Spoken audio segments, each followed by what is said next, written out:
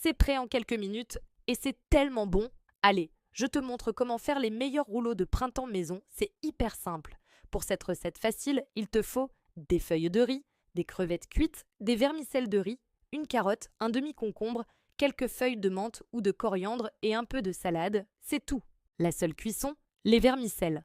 Plonge-les 3 petites minutes dans l'eau bouillante, puis égoutte-les. Pendant que ça refroidit, on s'occupe des légumes. On coupe la carotte et le concombre en bâtonnets très fins comme des allumettes. Plus c'est fin, plus ce sera facile à rouler et agréable à manger. Et maintenant, le secret qui change tout, la sauce magique.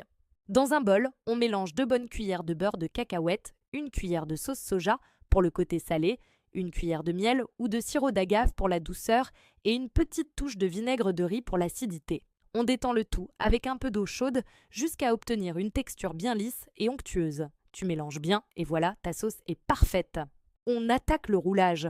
On prend une feuille de riz et on la plonge dans un plat d'eau tiède, mais attention, 5 secondes maximum, pas plus. On la pose délicatement sur un plan de travail propre. On place nos belles crevettes et quelques feuilles de menthe au centre, mais plutôt vers le bas de la feuille, c'est ce qu'on verra en transparence. Juste au-dessus, on ajoute le reste de la garniture, une petite poignée de vermicelle de riz refroidi et nos bâtonnets de carottes et de concombre. Maintenant, c'est comme pour faire un burrito. On rabat les côtés gauche et droit vers le centre et on roule en partant du bas bien fermement. Serre bien pour que ton rouleau soit compact et ne se défasse pas. Regarde comme c'est facile.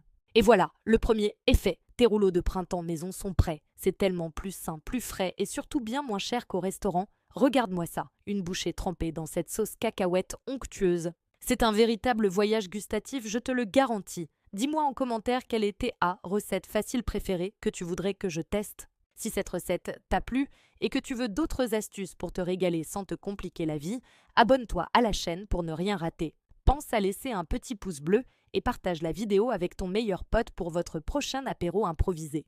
À très bientôt pour une nouvelle recette facile.